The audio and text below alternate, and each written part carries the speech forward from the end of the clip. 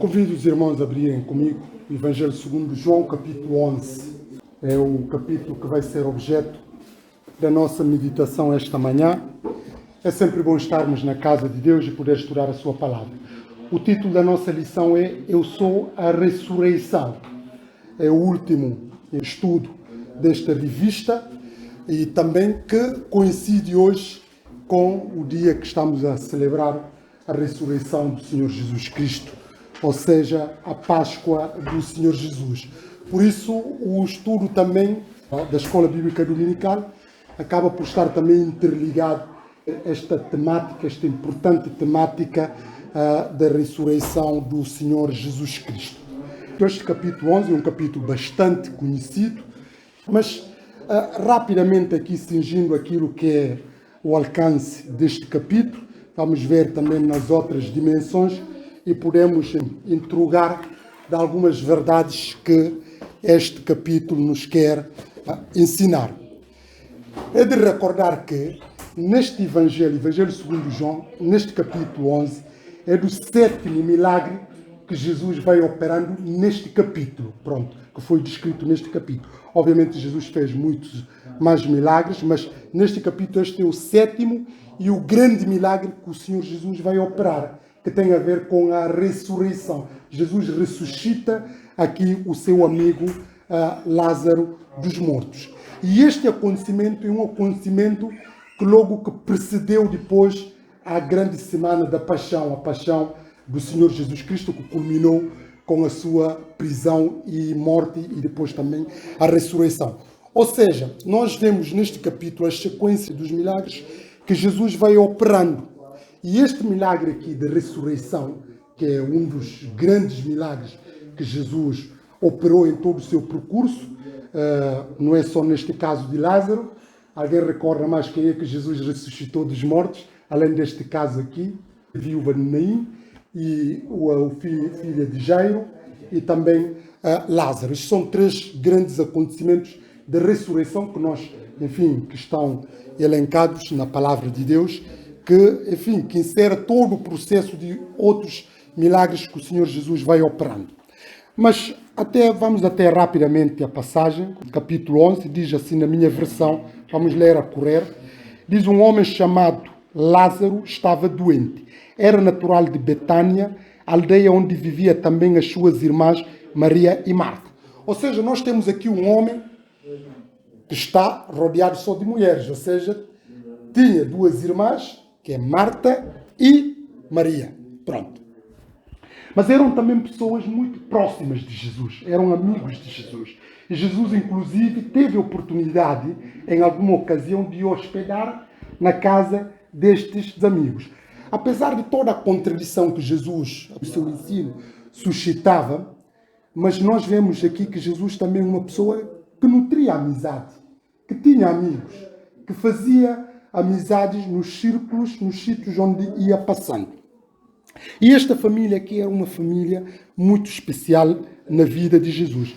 Vocês recordam-se, Maria aqui que está a falar, essa Maria foi a Maria que, em primeiro lugar, estava a escutar Jesus. Apareceu em capítulo 10 de Lucas, quando eles estavam, Marta até estava muito aflita com os afazeres, essa Maria estava a ouvir aquilo que Jesus ensinava. Mas nós vemos o outro contexto de Maria, que neste capítulo aqui, que surge por pranto do irmão ter morrido, e também nós temos o surgimento de Maria no capítulo 12 deste mesmo Evangelho, esta Maria que ungiu o Senhor Jesus com bálsamo, que deu aquele bálsamo antes do enterro do Senhor Jesus, que custava um ano de trabalho, ou seja, um perfume de um ano de trabalho, ele derramou de uma só vez perante o corpo de Jesus, que criou até indignação perante os discípulos de entenderem que aquilo era um desperdício. Podia vender aquele unguento e dar dinheiro aos pobres. Nós vemos Jesus depois censurou. Ou seja, essas pessoas são pessoas muito fiéis e muito próximas ao Senhor Jesus. Mas nós vemos aqui que tinha um irmão que é Lázaro, que estava doente. Era natural de Betânia, aldeia onde vivia também as suas irmãs Maria e Marta. É circunvizinhança de Jerusalém, aproximadamente 3 quilômetros da cidade antiga de Jerusalém. Maria foi aquela, aliás, passagem, versículo 2, Maria foi aquela que tinha ungido o Senhor com perfume e que lhe enxugara os pés com os cabelos. Lázaro, o doente, era seu irmão. Por isso as duas irmãs enviaram este recado a Jesus. Senhor, o teu amigo está doente. Quando Jesus recebeu o recado, respondeu: essa doença não é de morte, mas sim para mostrar a glória de Deus. Ou seja, nós vemos aqui esta família, que é uma família querida do Senhor Jesus Cristo, confrontou-se com um problema. Mas é um problema sério, um problema de saúde. Não era um problema qualquer. Mas não é só quando falamos de dimensão de saúde, uma doença. Às vezes todos nós corremos o risco de ficarmos doentes. Mas aquelas doenças que às vezes até a pessoa nem sequer, enfim, vai ao médico, resolve o problema sozinho e com a ajuda de anticorpos, enfim, supera a situação. Mas há aquelas doenças que são muito terríveis, que a pessoa quando descobre, vamos supor, agora, calhou-me, tipo, a pessoa descobrir que tem, por exemplo, um cancro de pâncreas, que nós sabemos a probabilidade de cura é quase inexistente, é um cancro fatal, pronto. Isso aí não é uma situação qualquer, é uma situação muito aguda. Ou aqueles que têm outras dimensões de cancro que já estão num processo muito avançado. Isso nós conseguimos perceber quando a pessoa está doente, o estado dessa pessoa. Mesmo até que não revela, quem é entendido na matéria, quando avalia aquele paciente, consegue ter a noção da gravidade daquela doença. Pronto, mas há doenças que são mesmo terríveis, que a probabilidade de sobrevivência é muito reduzida. E neste caso aqui, Lázaro, a doença que ele estava a ter, não era doença de tipo dor de cabeça que nós vamos tendo, ou alguma dor nas costas, ou, por exemplo, estar com dor no estômago, quer dizer, coisa que nós sabemos que são residuais e que depois passam. Era uma doença realmente grave. Tanto que esta razão, as irmãs fizeram questão de chamar Jesus, porque confiavam que Jesus poderia, enfim, curar o irmão do estado crítico que ele se encontrava. Mas antes de nós falarmos deste alcance, dessa situação de doença, podíamos ver também as coisas numa perspectiva. A perspectiva de que aqueles que são próximos de Jesus não são imunes aos problemas. Diferentemente de alguns círculos protestantes que apregoam que quando nós estamos mais próximos de Deus, estamos protegidos dos problemas, das dificuldades, das contradições e contrariedades. Isso é falso. Mesmo aqueles que são próximos de Jesus, que são amigos de Jesus, que são filhos de Deus, eles não estão isentos aos problemas. Inclusive, podem ter problemas muito graves, drásticos e fatais. Aliás, só para vos lembrar, os próprios discípulos do Senhor Jesus Cristo, o único que teve morte natural, alguém sabe quem é? Que morreu de morte natural, é João. O resto todos foram martirizados, foram mortos. Nós, quando vemos a lista dos heróis da fé, eles todos, enfim, foram vítimas. Por isso, aqueles que são próximos de Deus, que são amigos de Jesus, também não estão isentos aos problemas. E os problemas vêm de várias ordens.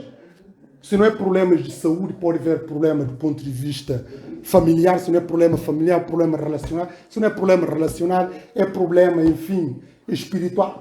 Os problemas em todas as suas dimensões. Nós sempre vamos ter problemas. Aliás, o facto de termos problemas não quer dizer que nós não somos próximos de Deus. Pronto.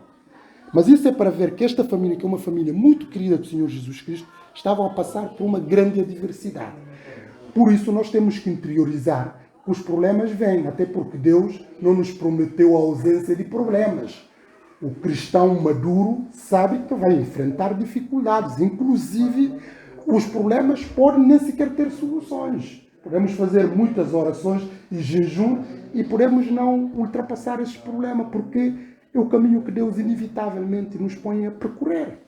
Mas nós sabemos que os problemas não têm palavra final em nós, porque Deus é Deus de cura, é Deus de solução, é Deus que atua contra todas as probabilidades humanas. Pronto. Isso é importante ressalvar esse ponto.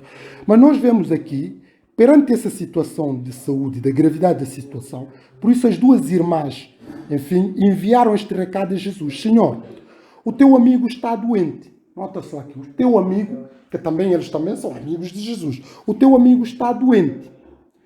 Quando Jesus recebeu o recado, respondeu: essa doença não é de morte, mas sim para mostrar a glória de Deus. Ou seja, essa doença não é doença que vai, enfim, ser uma situação de escândalo, uma situação de vergonha para aquela família, ou de desgraça. Antes, pelo contrário, é uma situação que vai mostrar a glória de Deus. É mais fácil verbalizar essas coisas, mas do ponto de vista humano, é incompreensível quando nós estamos a dizer que uma situação de dor pode transformar como sendo uma ação para a glória de Deus. É mais fácil verbalizar isso. Mas nós sabemos que o sofrimento, os problemas, muitos destes problemas servem, a dor inclusive, para mostrar a glória de Deus na nossa vida ou a atuação de Deus naquela situação em concreto. É claro que nós não almejamos a dor, ninguém quer dor. Ninguém quer dor, ninguém quer sofrimento, ninguém quer infelicidade, ninguém quer perda, ninguém quer, enfim, fatalismo na sua vida. Mas nós sabemos que a dinâmica da vida humana, nós, enfim, é suscetível a isso acontecer-nos. Nós nunca podemos ser plenamente felizes nesta vida.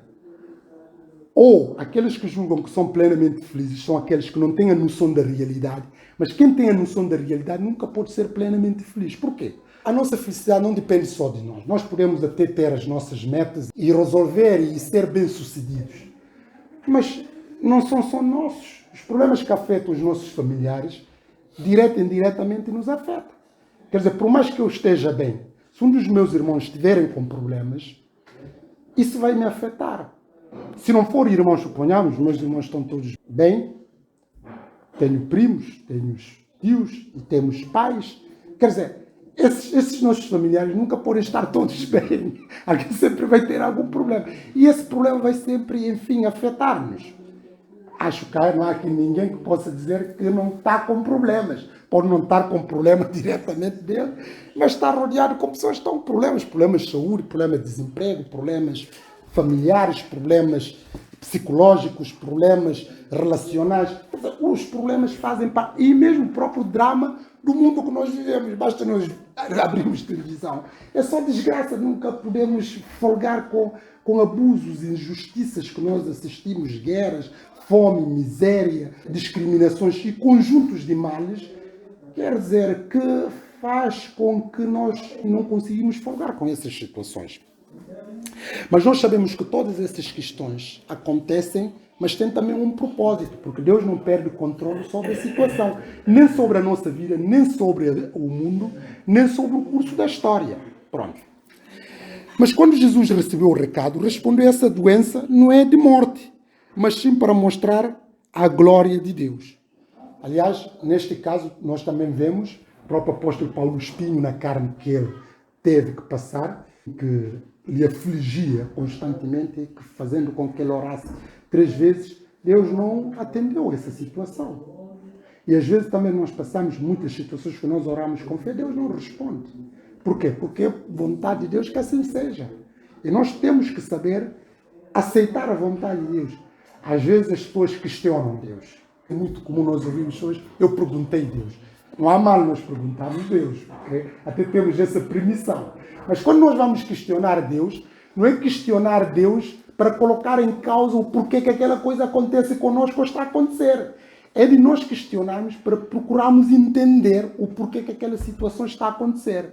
Uma coisa é questionar para ser esclarecido, outra coisa é querer achar que aquilo não é mais correto, não devia ser assim. Nós não podemos questionar a soberania de Deus, porque a soberania de Deus é sempre perfeita. Pronto. Mas nós temos que aceitar a vontade de Deus na nossa vida, porque sabemos que Ele está sob controle. Jesus respondeu claramente. E perante essa situação, como essa doença não é de morte, mas sim para mostrar a glória de Deus, por ela vai Deus manifestar a glória do seu Filho, a glória de Jesus. Jesus tinha uma grande amizade, e lá está novamente, por Marta, pela sua irmã e por Lázaro. Grande amizade. Não é uma amizade qualquer. É grande amizade. É uma família que era muito querida por Senhor Jesus Cristo. Por isso, enfim, eles também recorreram. Aliás, como nós estamos numa situação de aflição, quem é que nós recorremos primeiro? Primeiro recorremos às pessoas que nós temos alguma afinidade, que nós conhecemos e que também sabemos que nos consegue ajudar. Nós pedimos ajuda às pessoas que conseguem nos ajudar naquela área. Agora, se tem a ver com uma situação que é da área daquele irmão ou irmã em concreto, nós recorremos. Mas nós vemos aqui, eles recorreram a Jesus. Mesmo assim, quando recebeu a notícia da doença de Lázaro, ficou ainda 2 dias no mesmo lugar. Só depois é que disse aos discípulos: vamos outra vez para a Judeia. Reparem, Jesus recebeu a notícia, Jesus não foi logo. O que pode aparentar, humanamente falando, que Jesus não se importava tanto com aquela situação, ou que Jesus não estava sensível à dor e o sofrimento de Lázaro e também das suas irmãs. Quer dizer, Jesus recebe uma notícia, que é uma notícia de urgência, e Jesus ainda ficou. Mas por que Jesus ficou? Isso é a primeira questão. Jesus ficou já agora, por que Jesus ficou? Alguém sabe por que Jesus ficou? A questão aqui, antes do mensageiro ir ter com Jesus, segundo os intérpretes bíblicos, Lázaro já tinha morrido. Ou seja, antes de Jesus receber a notícia, porque ele fez percurso de um dia, a distância que estava no sítio onde Jesus está, fala-se aproximadamente 34 quilômetros, que na altura dava para fazer um dia de viagem. Pronto. Ele, quando saiu, mal chegou ao lugar, Lázaro já tinha morrido. Logo, Jesus, ao receber a notícia, Jesus já sabia que Lázaro já estava morto. Pronto. E depois, ele foi um dia de vir para regressar novamente um dia, 2 dias, mas mesmo assim Jesus ainda ficou. Jesus ficou e depois vamos saber porque que Jesus ficou mais dia para se somar até 4 dias. Mas nós vemos aqui que Jesus, quando recebeu o recado e falou aquelas coisas que falou e mostrou a simpatia que tinha para Jesus, mesmo assim ficou ainda mais 2 dias no mesmo lugar. Jesus não dirigiu de imediato. Só depois é que disse aos discípulos: vamos outra vez para a Judeia. Os discípulos comentaram: mestre, ainda há tão pouco tempo que os judeus te queriam matar e vais agora voltar para lá. Aquilo era muito arriscado. Era bastante arriscado porque Jesus já tinha uma situação ali de conspiração, que havia toda uma tramóia para acabar com Jesus. Logo, é um sítio que não é seguro Jesus ir porque não tinha proteção. Aliás, tanto que não tinha proteção que ele retirou-se daquela zona e foi mais para em parte mais baixa. Logo, ao querer voltar ali, que é normal o zelo dos discípulos preocupados com Jesus pela sua integridade física, porque os doutores da lei, os escribas e as autoridades já maquinavam para tirá-lo à vida, chamaram-lhe a atenção, que aquilo é um arriscado. Mas nós estamos a ver que eles estavam a falar aos olhos humanos. E tu vais voltar ali novamente onde eles queriam te matar, inclusive. Ninguém volta ao sítio onde ele quer ser morto, certo? Ninguém. Mas Jesus respondeu-lhes: o dia não tem 12 horas. Se alguém andar de dia não tropeça, porque vê a luz deste mundo. Mas se andar de noite, tropeça, porque não tem a luz com ele. E acrescentou: o nosso amigo Lázaro está a dormir, mas eu vou acordar. Jesus usa aqui uma metáfora. Falou de questão do dia, que o dia não tem 12 horas, o dia tem 24 horas, certo? Jesus está a falar dia, pronto, que dá para ver a luz do dia, pronto. Mas Jesus não só falando isso, como também diz: o nosso amigo Lázaro está a dormir, mas eu vou acordá-lo. Quer dizer, isso, se uma pessoa está a dormir, embora algumas pessoas precisam ser acordadas, porque pronto, tem sono mais pesado. Mas eu não vejo uma pessoa sair para fazer 34 quilômetros para ir acordar outra pessoa, num outro sítio, quer dizer, é desnecessário, é desperdício. Mas Jesus não estava a falar de sono natural. Jesus estava a falar de morte. Porque essa ideia de morte, para os cristãos, sobretudo no Novo Testamento, tem a ideia de dormir. Ideia de dormir. Os que morem com Cristo, ou que são filhos de Deus, eles não morrem, eles dormem, eles passam, é sono. A ideia do sono que depois vai acordar. Quem dorme é quem depois vai acordar. Embora há pessoas que dormem e passam definitivamente, mas isso já não é sono, é porque morreram durante o sono. Mas quando uma pessoa dorme naturalmente, Ele pode dormir muitas horas, mas vai ter que acordar. Às vezes algumas pessoas até apanham determinados pesadelos ou que tomam algumas drogas, são capazes de dormir um dia, 2 dias, mas vão acordar. Isso pode demorar, mas acordam. Agora, se não acordar, porque a pessoa, enfim, teve algum ataque cardíaco durante o sono, uma obstrução sanguínea e pronto, e morreu. Mas nas condições normais, as pessoas quando dormem acordam. Mas Jesus disse aqui que ele está a dormir, ele vai acordar. Essa resposta de Jesus, os discípulos não compreenderam. Os discípulos disseram então, Senhor, se está a dormir, é sinal que vai melhorar. Vai acordar, vai, enfim, restabelecer-se. Jesus queria dizer que Lázaro estava morto, mas os discípulos julgavam que falava do sono normal. Então afirmou-lhes claramente, Jesus falou, Lázaro morreu. Ponto, para eles perceberem, claro, já que não estão a perceber a linguagem analógica que Jesus estava a usar. Lázaro morreu. E ainda bem que eu não estava lá, pois assim é melhor para a vossa fé. Mas vamos ter com ele. Repara, Jesus fala aqui essa ideia para a consolidação da fé deles e também fazer com que as pessoas que não tinham crido nele pudessem ver essa glória de Deus através da sua ação que ele vai operar. Mas Tomé, conhecido por gêmeos, disse então aos outros discípulos, vamos nós também para morrermos com o mestre. Quando ele fala, vamos aí, vamos preparados para a guerra. Por quê? Porque sabem, se Jesus fosse para lá, Jesus podia ser capturado, Jesus podia ser preso, Jesus podia ser morto. E eles ali dizem, então, já que o mestre quer ir, então mentalizou os discípulos para estarem preparados. Preparados para a autodefesa, para defender o Senhor Jesus em caso de haver algum atentado contra a sua integridade física. É claro que Jesus não precisa da proteção deles, eles até que precisam da proteção de Jesus. Nós vemos isso na prisão de Jesus, Pedro tirou a espada ali, cortou, é tipo em tom de defesa. Mas isso é um impulso normal do ser humano. Nós, para as pessoas que nós gostamos, às vezes estamos predispostos a sacrificar inclusive a nossa vida para proteger essas pessoas. Mas isso é legítima defesa, naturalmente. Se uma pessoa tiver com um familiar, com um amigo, o outro vier agredir, obviamente que essa pessoa vai intervir. Não está ali, não vai ficar numa situação de passividade. E estamos a falar ainda por cima, os homens normalmente ainda muito mais. Quer dizer, isso é uma humilhação, ir apanhar o mestre, os discípulos ficarem de braços atados. Por isso Tomé disse, já que ele está determinado, então vocês os outros mentalizem, nós temos que morrer com ele, porque nós sabemos que a morte ele espera lá, mas nós também vamos defendê-lo mesmo que tenhamos que morrer. E eles todos convergiram neste entendimento e foram. Ao chegar a Betânia, Jesus teve conhecimento que Lázaro já estava sepultado havia 4 dias. A razão pela qual Jesus ficou mais dia quando recebeu a notícia é que há um entendimento, segundo os teólogos, na concepção judaica, de que quando uma pessoa morre, até 3º dia, ele, por intervenção divina, pode ressuscitar. Mas 4º dia já é muito complicado, porque já entra numa situação de decomposição, é difícil essa pessoa ressuscitar.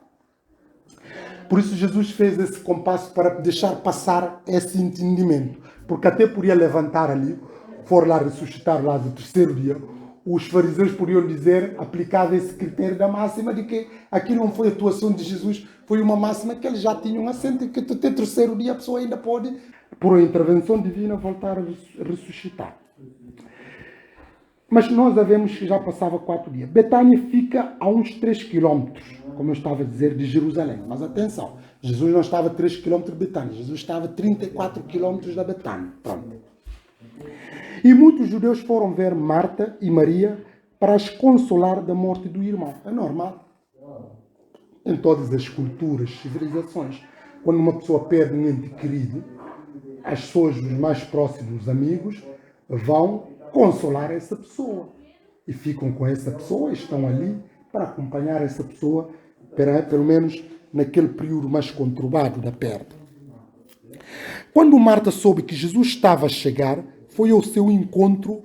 Entretanto, Maria ficou sentada em casa. Marta, apesar de tudo isto, podemos dizer, podia ficar chateado com Jesus, porque Jesus operava muitos milagres, curava, fazia grandes prodígios, Jesus poderia também, enfim, salvar Lázaro. E eles estavam e podiam estar revoltados, duplamente revoltados. Revoltados por perder o irmão. E depois também por Jesus, entre aspas, lhes decepcionou. Quando uma pessoa precisa de ajuda, há um ditado que diz: os amigos servem-se por ocasiões. Pronto. E quando nós precisamos da ajuda de um amigo, e esse amigo não nos atende essa solicitação urgente, quer dizer, o que é que serve esse amigo? Não serve para nada. Isso é uma decepção. Mas nós sabemos que, infelizmente, muitos dos nossos amigos falham conosco. Mas isso, às vezes, algumas pessoas não superam isso. Cortam, literalmente, relações. Não querem mais saber nada. Bloqueiam. Aquilo já, essa pessoa já não presta. Pronto. Mas nós vemos aqui, Marta não teve essa postura. Porque ela mesmo assim, quando soube que Jesus estava prestes a chegar, não perguntou, o que é que Jesus vai lá fazer? Quer dizer, se já morreu, já não precisa, humanamente falando, da ajuda. Mesmo assim, ela foi correr ao encontro de Jesus. E a sua irmã ficou em casa. Marta disse a Jesus, repara o que é que ela disse: Senhor, se cá tivesse estado, meu irmão não teria morrido. Ela acreditava que se realmente Jesus estivesse lá oportunamente, ia evitar essa situação fatalista. Mas também sei que quando pedires a Deus, mesmo agora, Ele te concede. Ela vai mais além. Mas quando ela estava a falar isso, ela não estava a falar numa situação presente. Marta fala do passado e fala do futuro, mas não fala do presente. Se tu tivesses cá, falando na situação do passado, o meu irmão não teria morrido. Mas também eu sei que tudo o que pedires a Deus, Ele te concede. Mas Jesus garantiu-lhe, teu irmão há de ressuscitar. E ela diz, eu sei. Nessa ideia do futuro que ela estava a falar. Eu sei, respondeu ela, que nos últimos dias, quando todos ressuscitarem, também ela há de ressuscitar para a vida. Ou seja, Marta estava a falar do futuro. Não estava a falar do presente.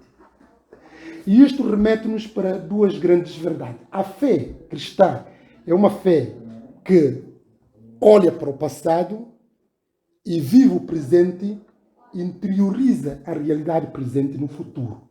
Não se pode viver a fé do passado e do futuro, porque isso não é 100% fé. Alguma coisa falta. Há cristãos, nós temos estes tipos de crentes que falam muito do passado e só falam depois do futuro. Parece que Deus já não opera no tempo presente. Já não acredita numa intervenção milagrosa de Deus. Às vezes até alguns já põem em causa, inclusive, a cura, o dom da cura e outras coisas. Dizem, pois, aconteceu no passado e depois no futuro nós vamos, pronto. Acabam por ter algum receio em relação à fé presente, que é uma fé também concreta, que se manifesta. E Maria estava a evidenciar essa situação, Marta, essa situação. Teu irmão há de ressuscitar. Eu sei, respondeu ela, que no último dia, quando todos ressuscitarem, também ele há de ressuscitar para a vida. Jesus então declarou-lhe, eu sou a ressurreição e a vida. Jesus, eu sou a ressurreição e a vida. O que crê em mim, mesmo que mora, há de viver. E todo aquele que está vivo e crê em mim, nunca mais há de morrer. Grande afirmação. E depois diz, crê tu nisto? Isso realmente é muito impactante. Jesus fala, eu sou a ressurreição e a vida. Quer dizer, Jesus que tem a capacidade de ressuscitar os mortos, ele também tem a capacidade em qualquer outro contexto, porque ele é o dono da vida. Se Deus é Deus da vida, que é o originador da vida, ele não pode ressuscitar uma pessoa que está sem vida. Consegue. Por quê? Porque ele é o dono da vida, ele é o autor da vida. Por isso ele diz aqui claramente, de uma forma muito, muito peremptória, eu sou a ressurreição e a vida. O que crê em mim, mesmo que mora, há de viver. E todo aquele que está vivo e crê em mim, nunca mais há de morrer. Ou seja, essa ideia nunca vai experimentar a morte eterna. Nunca vai deixar de ter a plenitude da vida eterna. E depois diz, crês tu nisto? Marta respondeu, sim, Senhor, eu creio que tu és o Messias, o Filho de Deus, aquele que havia de vir ao mundo. Ela está a responder, mas é aquela formalidade de resposta que não estava centralizado na realidade presente? Eu creio. Mas será que ela cria na ressurreição do irmão naquele momento? Claro que não. Aliás, como muitos crentes, pessoas leem a Bíblia e dizem que creem, mas no fundo, às vezes não creem naquilo que falam ou naquilo que está revelado. Isto é às vezes o que entra aqui a lógica e a fé. Às vezes vivemos uma fé muito mais lógica, racional. E isso esbarra com aquilo que Deus espera de nós. Aliás, dizia sobre estas problemáticas entre a fé e a razão, esse debate assentou-se sobretudo no período do Iluminismo, mas Martinho Lutero dizia que todas as ações de Deus é contra a razão. Embora, pronto, isso é discutível essa afirmação. Mas o que ele queria talvez dizer é que muitas das ações de Deus não se pode conceber racionalmente. Porque se nós vamos viver a fé do ponto de vista racional, vamos ser descrentes, sejamos honestos. A fé é vivida, como diz, é através da fé, não é através da lógica, da razão, do intelecto. Porque o intelecto não consegue discernir aquilo que são a realidade espiritual. Mas Marta diz assim, eu creio que tu és o Messias. Ela acredita, o Filho de Deus, aquele que havia de vir ao mundo. Mas essa crença só, ela não acreditava que Jesus pudesse ressuscitar o seu irmão. Depois destas palavras, versículo 28, Marta foi chamar a sua irmã Maria e disse-lhe em particular, está cá o mestre, e mandou-te chamar. Logo que Maria ouviu isto, levantou-se apressada e foi ter com Jesus. Nota, apesar de todas essas situações de decepção, de dor, de angústia, essa família também tem um mérito aqui. Eles estavam, enfim, à disposição de Jesus. Além de estarem à disposição de Jesus, continuavam ainda a honrar o Senhor Jesus. Tanto nessa expressão que nós vemos, mestre, rabi, está aqui e mandou chamar Marta. Mas nós vemos que Marta ouviu isto, levantou-se apressada e foi ter com Jesus. Ela ainda não tinha entrado na aldeia, mas continuava no lugar onde Marta o tinha encontrado. Os judeus que estavam em casa de Maria para a consolar, quando viram que ela se levantou à pressa e saíra, foram atrás dela, pois pensavam que ia à sepultura para chorar. Acompanharam, como é normal, como estou a dizer, a pessoa vai consolar. Aqueles que estão numa situação de perda, normalmente têm sempre, parece que têm segurança, porque às vezes há aquelas suposições para não cometer alguma loucura, está sempre rodeado de pessoas. E esses judeus também seguiam, prontos, e julgavam que ela ia para a sepultura chorar, mas ia ao encontro de Jesus. Ao chegar onde estava Jesus, Maria lançou-se-lhe aos pés, mal o viu e disse, Senhor, se cá estivesses, o meu irmão não teria morrido. Reproduziu aquilo que a irmã já tinha dito. Quando Jesus viu a Maria a chorar, e os judeus que tinham chegado com ela a chorar também, comoveu-se muito e ficou perturbado. A ideia aqui é uma ideia de despertamento, ou seja, Jesus foi tomado por aquela situação, uma situação muito de pranto, uma situação de choro, uma situação de grande sensibilidade. Acho que todos nós aqui já tivemos experiências de ir, enfim, a um funeral. Obviamente que é diferente quando uma pessoa que já é mais velha se morrer, é diferente quando é um jovem, quando uma pessoa ainda que está na flor da idade. Normalmente as pessoas choram, e choram mesmo de forma desconsolada. Mas aqui nós vemos que todo este cenário de Maria e os judeus que estavam ali, nesse choro, nessa situação, Jesus não era alheio a essa situação. Jesus também ficou perturbado. A ideia é que Jesus perturbou-se no espírito. Jesus ficou afetado também a sua sensibilidade. Aliás, isso demonstra-nos também a humanidade de Cristo. Porque nós, os seres humanos, nós comovemos perante uma situação. Embora alguns que normalmente não choram. Até, mas chorar não precisa a pessoa derramar lágrimas. Nós podemos chorar por dentro. Mas nós, perante situação, às vezes pode ser situações adversas, como neste caso, ou como pode também ser numa situação favorável, de imensa alegria, isso pode perturbar-nos e fazer com que, enfim, não conseguimos controlar a emoção. não conseguimos controlar a razão, não conseguimos controlar em si, e pode nos levar ao pranto, e pode nos levar ao choro. É isso que aconteceu aqui, que nós vemos essa situação. Eles, quando Jesus viu a Maria chorar, e os judeus que tinham chegado com ela a chorar também, comoveu-se muito e ficou perturbado. Depois quis saber onde é que o sepultaram. Jesus perguntou, responderam-lhe: Senhor, vem ver. Nesta altura, o versículo 35 diz, Jesus chorou. Se de um lado Jesus ficou perturbado, mas essa perturbação traduziu inevitavelmente no choro que Jesus teve. Ou seja, Jesus não conseguiu controlar aquela emoção, aquela situação, aquele cenário todo funesto que se vivia, mas sobretudo também por amar aquela família, por amar aquelas irmãs e por identificar com o sofrimento dessa família, Jesus chorou. Aliás, isso que acontece, nós para chorarmos, não precisamos chorar os nossos problemas. Nós, as pessoas que nós gostamos, que nós amamos, se nós vemos essas pessoas em grande sofrimento, em grande situação de aflição, ou até por também ser conquistas grandes, nós, enfim, descontrolamos, choramos. Agora há outras pessoas que são mais, que choram por tudo e por nada, pronto, são mais sensíveis. Não há desmérito nisso.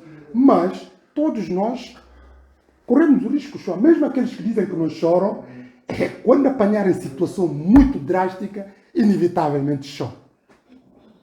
Eu, por exemplo, vim de uma cultura, uma parte, que normalmente os homens, sobretudo, não são aconselhados a chorar, porque o choro é entendido como um sinônimo de fraqueza. Enfim, não é muito comum num conceito guineense, isso eu falo até extensível, na realidade africana, de homens a chorar. Pronto.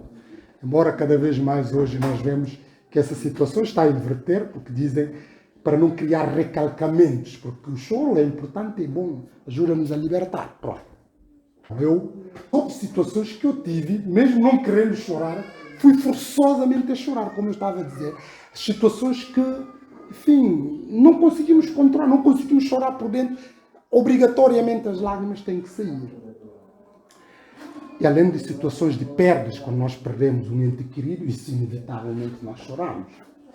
Mas nós vemos aqui, Jesus chorou. Jesus chorou porque, enfim, amava aquela família e sentia pena daquela família e daquela situação. Mas nós vemos nessa situação Jesus chorar, porque o choro, nós não podemos só chorar e ficar apáticos. Temos também que saber chorar, há tempo para tudo. Tempo para chorar, tempo para levantar, tempo para fazer coisas. Jesus chorou, mas Jesus perguntou imediatamente. No versículo 36, depois de Jesus, enfim, ter tido essa postura, os judeus reconheceram. Vejam como era amigo dele. Mas alguns murmuravam. Ele que deu vista ao cego não podia ter evitado que este homem morresse. Quer dizer, lógica humana. Se ele amava assim tanto, para que não veio mais cedo? Jesus, comovendo-se de novo, lá está. Jesus parece um ciclo que ele estava ali nesta ideia de comoção. Aproximou-se do túmulo, era uma caverna e a entrada estava tapada com uma pedra. Jesus disse, tirem a pedra. Repara, Jesus podia tirar a pedra. Jesus não tirou a pedra, mandou para eles tirarem a pedra. Mas Marta, irmã do defunto, adiantou-se. Senhor, já cheira mal. Já há 4 dias que morreu. Não te disse há pouco, lembrou-lhe Jesus, que se acreditasses havia de ver a glória de Deus? Tiraram então a pedra. Reparem, quando tiraram a pedra, a Marta não queria porque era uma situação vergonhosa. Era o cheiro. Um defunto 4 dias sepultado, ninguém vai esperar lá. É cheiro. Mas apesar de todo esse cheiro, Jesus deu ordem para tirar. Naturalmente, todo mundo que estava ali foram abafados por aquele cheiro. Mas o cheiro era só temporário, porque Jesus ia operar aqui grande milagre. Jesus levantou seus olhos ao céu e disse, dou-te graças, ó Pai, por me ter ouvido. Eu bem sei que sempre me ouves, mas digo agora para as pessoas que estão aqui acreditarem que tu me enviaste. Tendo dito isto, o versículo 43, clamou em alta voz, Lázaro, sai cá para fora. Repara, Jesus deu ordem. E a palavra de Jesus Cristo é um comando que normalmente faz logo algo acontecer. Jesus disse, Lázaro, sai cá para fora. Ele saiu com as mãos e os pés ligados em faixas e a cara tapada com a mortalha. Jesus ordenou aos presentes: desatem-lhe as ligaduras para ele poder andar. Ou seja, nós vemos aqui, o Senhor Jesus Cristo deu ordem e Lázaro, enfim, saiu da sepultura. Jesus que cura, Jesus que sara, Jesus que faz milagre, Jesus deu mais aqui um exemplo de que ele é o dono da vida. E Lázaro saiu. Quando Lázaro saiu, Lázaro precisava de ser ajudado, precisava de ser desatado aqueles, enfim, mortalha que tinha no corpo. E Jesus ordenou aos presentes: desatem-lhe as ligaduras para ele poder andar. E assim foi. Mas nós vemos esse milagre, para terminarmos, em vez de ser um milagre de exaltação a Deus, e aconteceu porque muitos acreditaram no versículo subsequente, outros duvidaram, porque foram lá, enfim, contar com os doutores da lei o que aconteceu. A partir daí a situação, para tramar Jesus, delineou-se um plano deliberado. Houve uma reunião posterior para matar Jesus, e semanas posteriores Jesus foi capturado e foi morto. Mas nós sabemos que Jesus morreu, ele que ressuscitou os mortos, também ressuscitou dentre os mortos, como nós estamos a celebrar hoje a Páscoa, a ressurreição de Jesus Cristo. Que Deus nos abençoe, que Deus nos ajude a interiorizar estas verdades salvíficas no nosso coração, mas acima de tudo acreditar em Deus, independentemente das circunstâncias que possamos estar a viver, quer sejam circunstâncias boas ou circunstâncias más, sabemos que Deus é o autor e consumador da nossa fé. Que Deus nos abençoe. Vamos terminar com uma palavra de oração.